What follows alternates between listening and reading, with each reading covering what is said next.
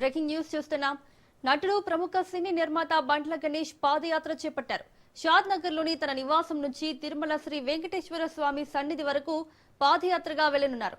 Chandrababu arrest అయి జైల్లో ఉన్న సమయంలో ఆయన కేసుల నుంచి బయటపడాలని మొక్కుకున్న మొక్కును తీర్చుకునేందుకు పాదయాత్ర చేపట్టారు. ప్రస్తుతం ఆ కేసులను కోర్టులు కొట్టేయడంతో తిరుమలకు పాదయాత్రగా వెళ్తున్నట్లు బండ్ల గణేష్ చెప్పారు.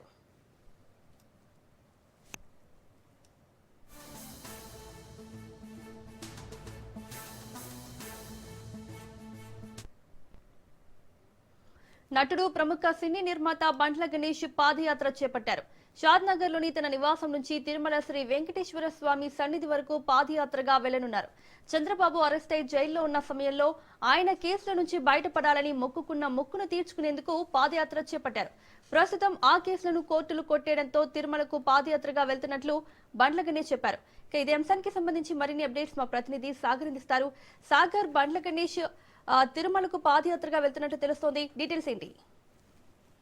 రైట్ మౌనిక, ఏదైతే రంగారెడ్డి జిల్లా షాద్ నగర్ పట్టణం నుంచి అయితే తిరుమల తిరుపతి వెంకటేశ్వర స్వామి సన్నిధికి అయితే నిర్మాత నటుడు బండ్ల గణేష్ పాదయాత్రను ప్రారంభించినట్టుగా కూడా తెలుస్తుంది. షాద్ నగర్ పట్టణంలోని ఏదైతే పరమేశ్వర్ థియేటర్ నుంచి ఈ సంకల్ప యాత్ర పేరుతో అయితే ఆయన పాదయాత్రను మొదలు పెట్టారు. ఈ సందర్భంగా ఆయన ప్రస్తుతం అయితే అక్కడ నుంచి బయలుదేరినట్టుగా కూడా తెలుస్తుంది. బండ్ల గణేష్ మీడియాతో మాట్లాడుతూ కూడా గత వైసీపీ ప్రభుత్వ హయాంలో చంద్రబాబు నాయుడిని అక్రమంగా అరెస్ట్ చేసి జైలుకు పంపించిన సమయంలో తీవ్రంగా మనస్తాపానికి గురయ్యానని కూడా ఆయన చెప్పుకొచ్చారు. అంతేకాకుండా ఆయన ఆ సమయంలోనే తిరుమల వెంకటేశ్వర స్వామికి పాదయాత్రగా వచ్చి మొక్కు చెల్లిస్తానని సంకల్పం చేసుకున్నానని కూడా చెప్పినట్టుగా కూడా తెలుస్తుంది. అయితే స్వామి దయ వల్లంటే చంద్రబాబు నాయుడు జైలు నుంచి బయటికి విడుదలయ్యారు. తర్వాత ఆంధ్రప్రదేశ్ లో జరిగిన ఎన్నికల్లో కూడా మంచి మెజార్టీతో గెలిచి ప్రభుత్వాన్ని ఏర్పాటు చేశారని బండ్ల గణేష్ చెప్పుకొచ్చారు. అంతేకాకుండా పూర్తిగా ఇది తన వ్యక్తిగత మొక్కుగా ఆయన అయితే చెప్పుకొచ్చారు. సంకల్ప యాత్ర మాత్రమేనని, దీనికి ఎలాంటి రాజకీయ లబ్ధి లేదని కూడా ఆయన స్పష్టం చేశారు. అంతేకాకుండా షాద్నగర్ నుంచి ప్రారంభమైన ఈ పాదయాత్రకు స్థానికంగా కూడా చాలా ఆసక్తి నెలకొన్నట్టుగా కూడా తెలుస్తుంది. అంతేకాకుండా బండ్ల గణేష్ చేపట్టిన సంకల్ప యాత్ర ప్రస్తుతం షాద్ నగర్ పట్టణంలోనే కాకుండా ఇటు తెలంగాణ వ్యాప్తంగా కూడా ఒక చర్చనీయాంశంగా మారిందని చెప్పుకోవచ్చు Mounika. Right Sagar, thank you.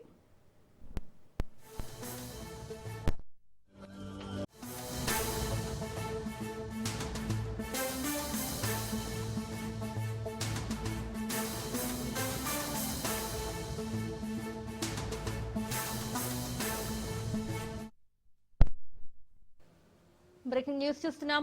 తిరుమలలో ఏనుగులు కలకలం రేపాయి. పాప వినాశనం రోడ్డులో ఏనుగులు సంచరించాయి. ఘాట్ రోడ్డుపై ఒక్కసారిగా ఏనుగులు దర్శనమిచ్చాయి. ఇనుప కంచెలను పడగొట్టి గీంకారాలు చేశాయి. పార్వేట మండపం దగ్గర ఏనుగులు గుంపులుగా తిరిగాయి. అప్రమత్తమైన అటవీ శాఖ విజిలెన్స్ అధికారులు ఏనుగులను అడవిలోకి పంపేందుకు ప్రయత్నిస్తున్నారు.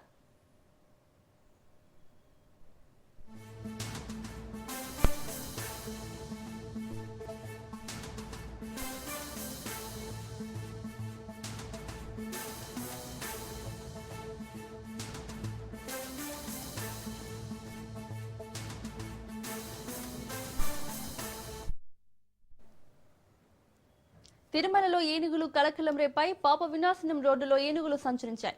ఘాట్ రోడ్డుపై ఒక్కసారిగా ఏనుగులు దర్శనమిచ్చాయి. ఇదే అంశానికి సంబంధించి మరిన్ని అప్డేట్స్ మా ప్రతినిధి సురేష్ అందిస్తారు. సురేష్. రైతు మౌనిక, అయితే తిరుమల అపవనాశం వెళ్లే పార్వేట మండపం వద్ద ఏనుగుల గుంపు మరోసారి అల్కేలు చేశాయి. గత అర్ధరాత్రి నుంచి ఏనుగుల గుంపు ఒకసారిగా రహదారిపై వచ్చిన విషయాన్ని అక్కడ విధుల్లో ఉన్న సెక్యూరిటీ సిబ్బంది గుర్తించి ఫారెస్ట్ అధికారులకు సమాచారం ఇచ్చారు. ఏనుగుల గుంపును అటవీ ప్రాంతానికి తిరిగి వెళ్లేలా అధికారులు అటు టీడీ విజిలెన్స్ సిబ్బంది సైరన్ మోగించి తప్పులు మోగించి లోపల తరిమేందుకు ప్రయత్నం చేశారు. ఈ సమయంలో పాపనాశంలో భక్తులు లేకపోవడంతో పెద్ద ప్రమాదం తప్పింది చెప్పుకోవాలి. ఎందుకంటే రాత్రి జరిగిన ఘటన, ఆ తర్వాత అక్కడ పూర్తిగా ఏనుగులు ఇనుప కంచెను కూడా ధ్వంసం చేసిన విజువల్స్ మనం చూస్తున్నాము. గతంలో కూడా ఇదే మాదిరిగా పారేటువంటి ఇనుప కంచెలను ధ్వంసం చేసి రోడ్డుపైకి రావడం జరిగింది. మరోవైపు ఏనుగులకు ఇటువైపు మరోసారి వచ్చే ప్రయత్నం ఉన్నప్పటికీ ఆ రకంగా ఏనుగులు రాకుండా ఉండేందుకు అటవీ శాఖ చర్యలు తీసుకుంటుంది.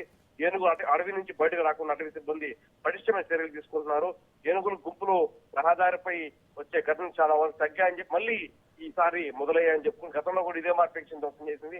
అప్పుడు చర్యలు చేపట్టే టీటీడీ. మరోవైపు ఈసారి చాలా పెద్ద ఎత్తున గుంపు ఒకసారిగా రోడ్డుకు రావడం, అక్కడున్న ఫారెస్ట్ సిబ్బంది గుర్తించి వెంటనే ఉన్నతాధికారులకు సమాచారం ఇవ్వడంతో సైరన్లు డప్పులు మోగించి ఏనుగుల గుంపులను పూర్తిగా అటవీ మార్గంలో మళ్లించే ప్రయత్నం చేశారు. రాకపోకలు కూడా యథావిధిగా ప్రారంభించారు. Mounika. Right Suresh, thank you.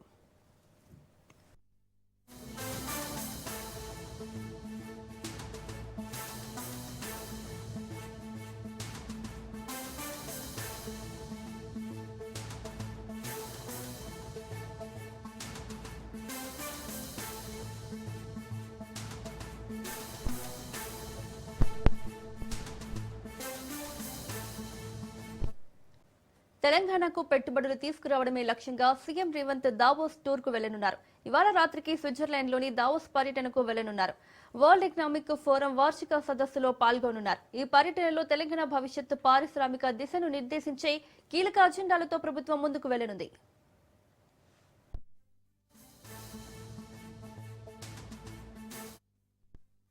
ఈసారి దావోస్ వేదికగా రాష్ట్ర ప్రభుత్వం ప్రతిష్టాత్మకంగా రూపొందించిన next gen life sciences policy 2026-30ను ఆవిష్కరించనుంది. సీఎం రేవంత్ రెడ్డి, మంత్రి శ్రీధర్ బాబు అంతర్జాతీయ పారిశ్రామిక దిగ్గజాల సమక్షంలో ఈ కొత్త విధానాన్ని ప్రకటించనున్నారు. లైఫ్ సైన్సెస్ రంగంలో తెలంగాణను గ్లోబల్ హబ్ గా మార్చడమే ఈ పాలసీ ప్రధాన లక్ష్యం.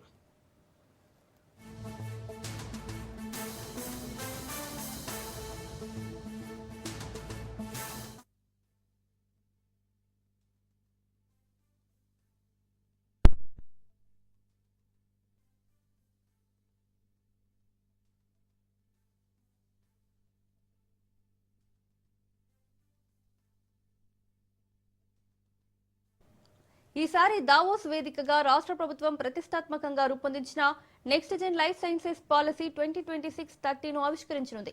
సీఎం రేవంత్ రెడ్డి, మంత్రి శ్రీధర్ బాబు అంతర్జాతీయ పారిశ్రామిక దిగ్గజాల సమక్షంలో ఈ కొత్త విధానాన్ని ప్రకటించనున్నారు. లైఫ్ సైన్సెస్ రంగంలో తెలంగాణను గ్లోబల్ హబ్ గా మార్చడమే ఈ పాలసీ ప్రధాన లక్ష్యం. 2030 నాటికి ప్రపంచంలోని టాప్ 3 లైఫ్ సైన్సెస్ క్లస్టర్లలో ఒకటిగా తెలంగాణను నిలబెట్టాలన్న లక్ష్యంతో ప్రభుత్వం ఈ విధానాన్ని రూపొందించింది. Pharma, Biotech, medical devices, research రంగాల్లో భారీ పెట్టుబడులను ఆకర్షించేందుకు ప్రత్యేక ప్రోత్సాహకాలు ఇందులో పొందుపరిచారు. ఫార్మా రంగంలో ప్రతిష్టాత్మకంగా భావిస్తున్న green pharma city road map ను కూడా ఈ పాలసీ ద్వారా స్పష్టంగా ప్రకటించనున్నారు.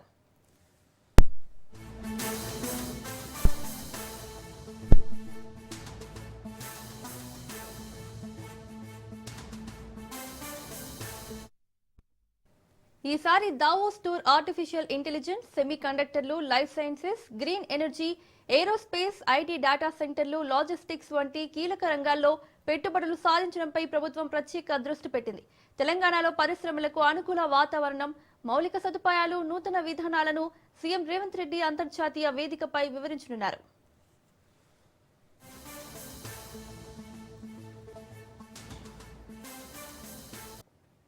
తెలంగాణ కేబినెట్ కీలక నిర్ణయాలు తీసుకుంది. మున్సిపల్ ఎన్నికలకు కేబినెట్ ఆమోదం తెలిపింది. ఫిబ్రవరిలో మున్సిపల్ ఎన్నికలు జరగనున్నాయి. జిల్లాల పునర్విభజనకు కేబినెట్ ఆమోదం తెలిపింది. పొట్లపాడు ఎత్తిపోతల పథకానికి కేబినెట్ ఆమోదం తెలిపింది. మేడారంలో శాశ్వత భవనాల నిర్మాణానికి మంత్రి మండలి ఆమోదం తెలిపింది.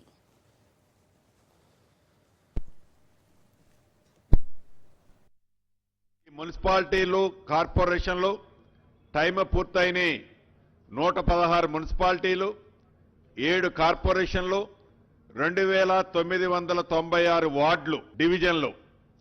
వీటిలో టైం పూర్తయింది కాబట్టి వీలైనంత తొందరలో ఎలక్షన్లు జరపాలని ఆల్రెడీ డెడికేషన్ కమిషన్ నివేదిక ఇవ్వటం జరిగింది. దాని ప్రకారం 2 రోజుల క్రితం రిజర్వేషన్లు కూడా ఫైనలైజేషన్ చేయటం జరిగింది. రాష్ట్ర కేబినెట్ వీటన్నిటి ఆధారంగా వీలైనంత తొందరలో ఎలక్షన్లు జరపాలని ఈరోజు ఏకగ్రీవంగా రాష్ట్ర కేబినెట్ ఆమోదించడం. కోదాడలో పోలీసుల పహారాలో షాడో ఎమ్మెల్యేల పాలన నడుస్తోందని మాజీ ఎమ్మెల్యే బొల్లం మల్లయ్య యాదవ్ ఆరోపించారు. సూర్యాపేట జిల్లా కోదాడలో టూరిస్టులాగా వచ్చే మంత్రి ఉత్తమ్ కుమార్ రెడ్డి, ఎమ్మెల్యే పద్మావతి రెడ్డిలను ప్రజలు నమ్మే పరిస్థితి లేదన్నారు. నియోజకవర్గ ప్రజలే తన కుటుంబ సభ్యులు అని గద్దెనెక్కిన ఎమ్మెల్యే కనీసం ప్రజలను పట్టించుకునే పరిస్థితి లేదని ధ్వజమెత్తారు. దళితుడు కర్ల రాజేష్ మృతి చెందితే కనీసం ప్రభుత్వం స్పందించకపోవడం సిగ్గుచేటన్నారు. పోలీస్ అధికారులు యూనిఫామ్ వేసుకున్న గూండాల్లాగా వ్యవహరిస్తున్నట్లు విమర్శించారు. టూరిస్ట్గా ఎన్నికైన ప్రజాప్రతినిధి వచ్చిపోతుంటుంది కోదాడికి. పాలన మాత్రం వాళ్ళ ముసుగులో షాడోలు పరిపాలిస్తున్నారు. అనంతగిరి రోడ్లో ఒక ఆయన నియోజకవర్గంలో ఉన్న అందరి అధికారులకు ఆయనే ఆదేశాలు జారీ చేస్తాడు. మండలానికి ఒక ఆయన, అనంతగిరి మండలం తీసుకుంటే ఒక శ్రీనివాసరెడ్డి, నడిగూడెం మండలం తీసుకుంటే ఒక ఎర్రంకరెడ్డి, మునగాల మండలం తీసుకుంటే ఓ జయపాల్ రెడ్డి, కోదాడు మండలం తీసుకుంటే ఓ వరప్రసాద్ రెడ్డి, పేదోళ్ళకు తీసుకుంటే ఓ వెంకరెడ్డి, మోతకు తీసుకుంటే ఓ సంతోష్ రెడ్డి. ఏం జరుగుతుంది అని అంటే ఓట్లు వేసిన ప్రజలు ఈరోజు ఏదన్నా ఉత్తరమో పత్రమో అవసరమైతే హైదరాబాద్కి కిరాయి కారు కట్టుకొని వేలకు వేలు ఖర్చు పెట్టుకున్నా తిరుపతి ఎంకన్నా దర్శన భాగ్యమైనా దొరుకుతుంది. కానీ ఈరోజు ఇక్కడ ఎన్నికైన ప్రజాప్రతినిధి దర్శనం మాత్రం దొరుకుతుంది. ఎవరు ఫిర్యాదుదారు పైన ఫిర్యాదు ఏంది, అర్జీ ఏంది అనేది కాదు. నువ్వు అమ్మతో ఫోన్ చెప్పి, అమ్మకు మీద అంత ప్రేమ ఉంటే పోయి ఇంట్లో చపరాసి పని చేయి, కాళ్ళొత్తు. పోలీసు నౌకరు చేస్తున్నప్పుడు ఆ ఉద్యోగానికి అయితే న్యాయం చేయాలి, ఫిర్యాదుదారుడికి అయితే న్యాయం చేయాలి కదా. ఎవరో నాకు కూడా సిఫారసు చేస్తే ఈ గూండా గారిని తీసుకొచ్చిన నేను నా ఉత్తరంతోనే తీసుకొచ్చినప్పుడు, నేను ఎమ్మెల్యేగా ఉన్నప్పుడు ఇదే స్టేషన్కి ఏం జరిగింది, నెల 2 నెలల్లోనే వేరు అనేక రకమైన ఇబ్బంది కార్యక్రమాలలో పాల్గొనడంతో పాటు ఆయన భాష ప్రవర్తన పార్టీల్ని టార్గెట్ చేసి అందిన కాడికి ఒకవైపు దోచుకోవడంతో పాటు దొరికిన కాడికి అక్రమ కేసులు పెడదామని చెప్పేసి పోలీసు గూండాలతోని ఈ నియోజకవర్గంలో పైశాచిక ఆనందం పొందే ప్రయత్నం చేస్తున్నారు. విశ్వవిఖ్యాత నట సార్వభౌమ తెలుగుదేశం పార్టీ వ్యవస్థాపకులు దివంగత నేత ఎన్టీఆర్ వర్ధంతి సందర్భంగా నెల్లూరు జిల్లా కావలి పట్టణంలో ఏర్పాటు చేసిన రక్తదాన శిబిరం రికార్డు బ్రేక్ చేసింది. ఎమ్మెల్యే దగ్గుపాటి వెంకటకృష్ణారెడ్డి ఆధ్వర్యంలో 500 మంది రక్తదానం చేశారు. ఎమ్మెల్యే కృష్ణారెడ్డి కూడా రక్తదానం చేసి ఆదర్శంగా నిలిచారు. తుమ్మలపేంట, బోగోలు, కావలి పట్టణంలో జరిగిన ఎన్టీఆర్ వర్ధంతి వేడుకల్లో ఎమ్మెల్యే కృష్ణారెడ్డి పాల్గొన్నారు. ఎన్టీఆర్ అభిమానులు, తెలుగుదేశం నాయకులు, కార్యకర్తలు సంయుక్తంగా నియోజకవర్గ వ్యాప్తంగా పలు సేవా కార్యక్రమాలు నిర్వహించారు.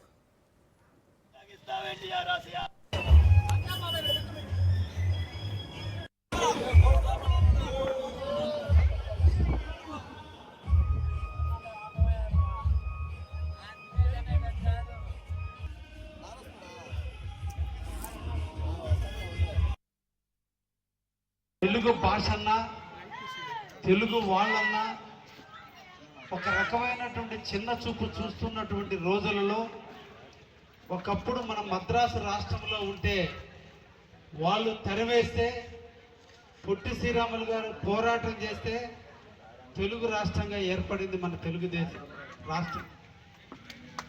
ఢిల్లీ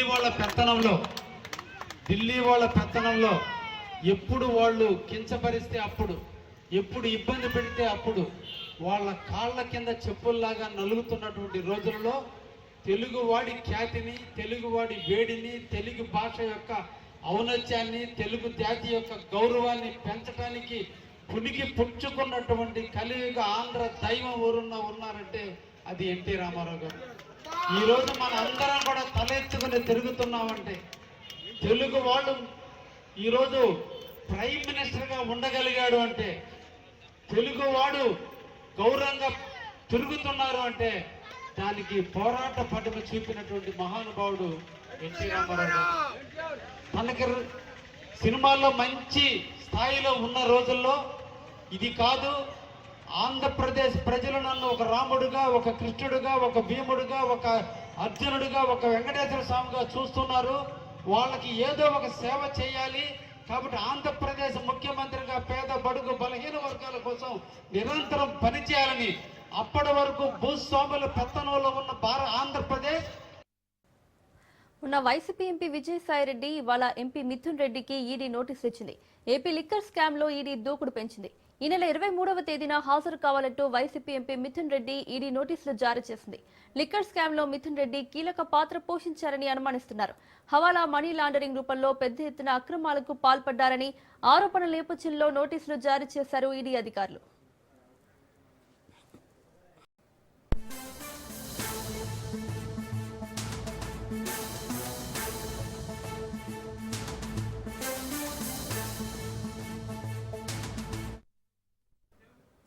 బ్రేకింగ్ న్యూస్ చూస్తున్నాం. ఏపీ సీఎం చంద్రబాబు దావోస్ లో పర్యటిస్తున్నారు. కాసేపట్లో జ్యూరిచ్ ఎయిర్పోర్ట్ కు చంద్రబాబు చేరుకునున్నారు. చంద్రబాబు వెంట లోకేష్, టీజీ భరత్ అధికారులు ఉన్నారు. మధ్యాహ్నం 2:30కు భారత రాయబారి మృదులా కుమార్ తో భేటీ కానున్నారు. పలువురు పారిశ్రామికవేత్తలతో చంద్రబాబు సమావేశం కానున్నారు. సాయంత్రం 4 గంటలకు తెలుగు డయాస్పోరా సమావేశంలో పాల్గొనున్నారు. రేపు దావోస్ ఆర్థిక సదస్సులో చంద్రబాబు పాల్గొనున్నారు.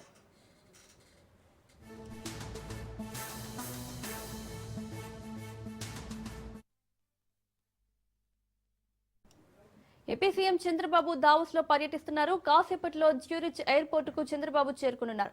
చంద్రబాబు వెంట లోకేష్, టీజీ భరత్ అధికారులు ఉన్నారు. ఇదే అంశానికి సంబంధించి మరిన్ని అప్డేట్స్ మా ప్రతినిధి సంతోష్ అందిస్తారు. Santosh. Good morning Monica.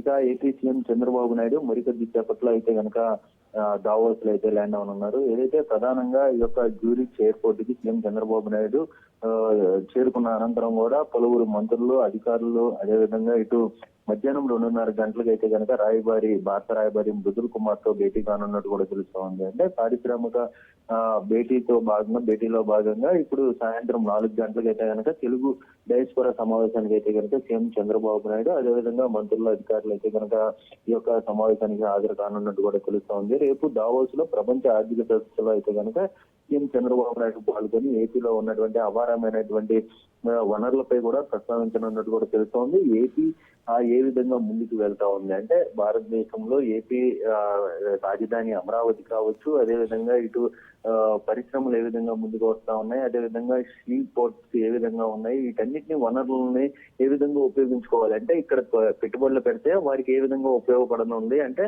Exporting కు ఏ విధంగా ఉండబోతుంది ఈ ఏపీ అనేది కూడా పూర్తి స్థాయిలో లాజిస్టిక్స్ అంశాలు వీటన్నిటిపై కూడా దృష్టి పెట్టనున్నట్టు కూడా తెలుస్తోంది. ఇప్పటికే మంత్రి నారా లోకేష్ అయితే కనుక జ్యూరికి చేరుకోవడం, విమానాశ్రయం వద్ద అయితే కనుక భారీగా తెలుగు ప్రవాసాంధ్రులు అయితే కనుక చేరుకొని ఘన స్వాగతం అయితే కనుక పలకడం కూడా జరుగుతా ఉంది. ఈ యొక్క ప్రపంచ ఆర్థిక సదస్సుకి అయితే కనుక మంత్రి నారా లోకేష్ చేరుకోవడంతో ఇక మరింత పెట్టుబడులు వెల్లువైతే వచ్చే అవకాశాలు ఉన్నాయంటూ కూడా పార్టీ వర్గాలు అయితే కనుక భావిస్తున్నటువంటి పరిస్థితులు కూడా కనబడతా ఉన్నాయి. ఏదైతే గత సంవత్సరం దావోస్ పర్యటనలో భాగంగా అనేక కంపెనీలతోటి ఒప్పందం చేసుకోవడం, అదేవిధంగా విశాఖకి గూగుల్ డేటా సెంటర్ రావడంతో పాటు ఇటు క్వాంటమ్ కంప్యూటింగ్ అంశం, అదేవిధంగా కాకినాడకి అమోనియా ప్లాంట్ లాంటి అంశాలు రావడం అంటే ఇప్పుడు తాజాగా చూసుకున్నట్లయితే కనుక ఈ సంవత్సరం కూడా దావోస్ పర్యటనలో భాగంగా మరొక కొన్ని కంపెనీలు వచ్చే అవకాశాలు ఉన్నాయి. వారికి రాయితీలు కావచ్చు, భూ కేటాయింపులు కావచ్చు, వీటన్నిటిపై కూడా దృష్టి పెడుతున్నటువంటి ప్రభుత్వం వారికి అనేక విధాలుగా కూడా సహాయం అందిస్తున్నటువంటి పరిస్థితులు కూడా నెలకొన్నాయంటూ కూడా చెప్తున్నటువంటి పరిస్థితులు ఈ యొక్క సమావేశంలో నెలకొన్నాయని కూడా తెలుస్తోంది. దాదాపు 36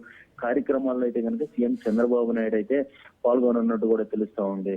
అయితే తొలి రోజు చూసుకున్నట్లయితే కనుక ఈ రోజు సాయంత్రం తెలుగు డయాస్పోరా కార్యక్రమానికి అయితే కనుక హాజరు కానున్నట్టు కూడా తెలుస్తోంది. ఇక రెండో రోజు చూసుకున్నట్లయితే కనుక India centre Geography growth AP advantage పేరిట అయితే కనుక సిఐ నిర్వహిస్తున్నటువంటి సెషన్ లో సీఎం పాల్గొన్నట్టు కూడా తెలుస్తోంది. అనంతరం ఇండియా లాంజ్ ప్రారంభోత్సవ కార్యక్రమానికి అయితే కనుక హాజరవుతున్నట్టు కూడా తెలుస్తోంది. అయితే ఐటీ సంస్థ IBM chairman CEO Arvind Krishna తోటి సీఎం అదేవిధంగా లోకేష్ అయితే సమావేశం కానున్నట్టు కూడా తెలుస్తోంది. ఏపీ సరికొత్తగా అయితే కనుక టెక్నాలజీ పరంగా ముందుకు వెళ్తున్నటువంటి నేపథ్యంలోనే ఆ టెక్నాలజీని వినియోగించుకోవడం, అదేవిధంగా ఆ టెక్నాలజీని ప్రజలకు అందుబాటులో ఉంచడం, ఇక్కడ నుంచి కూడా ఎక్స్పోర్టింగ్ చేసే విధంగా అంటే గూగుల్ క్లౌడ్ ద్వారా ఇక్కడ ఐటీ పరిశ్రమలు వస్తే మాత్రం వాటిని వినియోగించుకునే విధంగా కూడా ఉండబోతున్నటువంటి నేపథ్యంలోనే ఉత్తరాంధ్ర నుంచి చూసుకున్నట్లయితే కనుక రాయలసీమ వరకు కూడా అనేక విధాలుగా టెక్నాలజీ పరంగా ముందుకు వెళ్తున్నటువంటి నేపథ్యంలోనే ఇప్పుడు వినియోగ పరంగా కూడా ఏ విధంగా ఉండబోతుంది వీటన్నిటిని ఆకర్షించేందుకు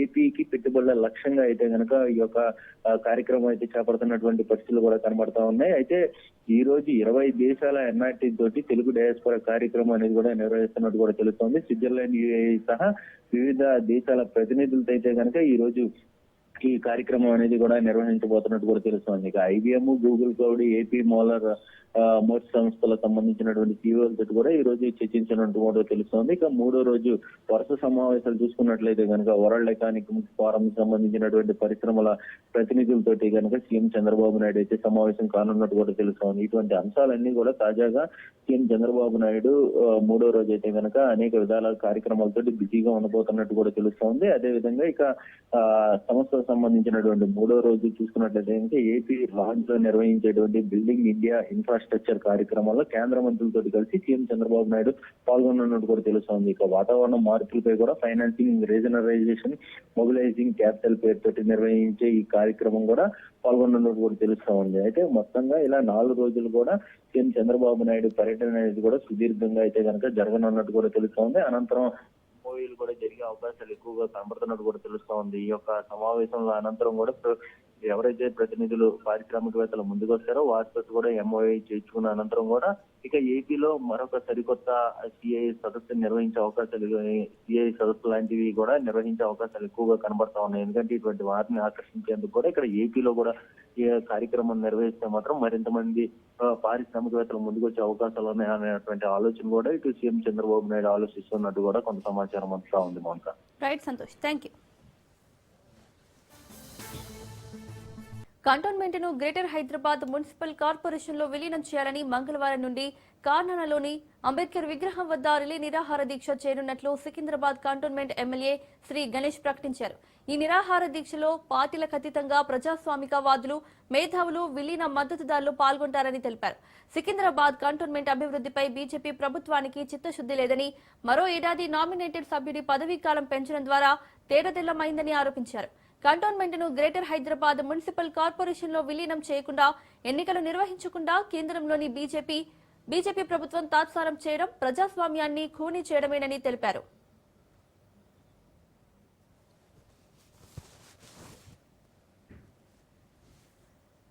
తెలుసు కంటోన్మెంట్ బోర్డు మెర్జర్ చేయాలని నేను అసెంబ్లీలో కూడా మాట్లాడడం, కంటోన్మెంట్ బై ఎలక్షన్ లో పోటీ చేసినప్పుడు కూడా స్వయాన గౌరవ ముఖ్యమంత్రి రేవంత్ రెడ్డి గారు కూడా ఎలక్షన్ తర్వాత ఈ మెర్జర్ గురించి పోరాటం చేస్తాను, మెర్జర్ చేస్తా అని అంశంతో ఎలక్షన్ వెళ్ళడం కూడా. అదే మాదిరిగా వారు ఇక స్థానికంగా గతంలో మల్కాజిగిరి పార్లమెంటు సభ్యుడిగా ఉండే కాబట్టి ఈ కంటోన్మెంట్ బోర్డుల ద్వారా ఈ ప్రజలకు ఎంత నష్టమో వారికి పూర్తిగా అవగాహన ఉంది కాబట్టి వారు తీసుకున్న నిర్ణయం మీదనే మెర్జర్ కావాలని వారు కూడా మాట్లాడడం జరిగింది. అందులో భాగంగానే ఈరోజు ముఖ్యంగా మళ్ళీ కేంద్రంలో ఉన్న బీజేపీ ప్రభుత్వం కంటోన్మెంట్ బోర్డు మెంబర్ని, నామినేటెడ్ మెంబర్ని 1 సంవత్సరం కొనసాగిస్తున్నారు కాబట్టి దాని మీద అది ఖండిస్తూ, వ్యతిరేకిస్తూ మంగళవారం నుంచి కంటోన్మెంట్ మెర్జ్ మూమెంట్ గురించి, కంటోన్మెంట్ బోర్డు మెర్జర్ మూమెంట్ లో భాగంగా మంగళవారం నుంచి కార్ఖానా అంబేద్కర్ స్టాచ్యూ దగ్గర నేను, కాంగ్రెస్ పార్టీ వాళ్ళు, ఇక్కడ స్థానికులు ఉన్న కాలనీ వాళ్ళు కావచ్చు, బస్తీ వాళ్ళు కావచ్చు, ఎవరెవరైతే ఈ మెర్జర్ కావాలనుకుంటున్నారో వారందరితోటి కంటిన్యూగా రిలే నిరాహార దీక్ష చేస్తున్నాం, కొనసాగుతుంది. కేంద్రం మీద ఒత్తిడి తీసుకొచ్చి ఖచ్చితంగా వారిని మెర్జు చేసే విధంగా చూడడానికి ఎమ్మెల్యేగా నా బాధ్యత. ఎలక్షన్లో ఏదైతే వారికి హామీ ఇచ్చామో ఇది మెర్జు చేస్తామని, ఆ మెర్జులో భాగంగానే మెర్జు చేయాలని కేంద్రం మీద ఒత్తిడి పెట్టడానికి మంగళవారం పొద్దున 10 గంటల నుంచి కంటిన్యూషన్గా నిరాహార దీక్షతో పాటు ఇది అయిన తర్వాత వారు దిగొస్తారా ఏందా చూసిన తర్వాత ఇంకా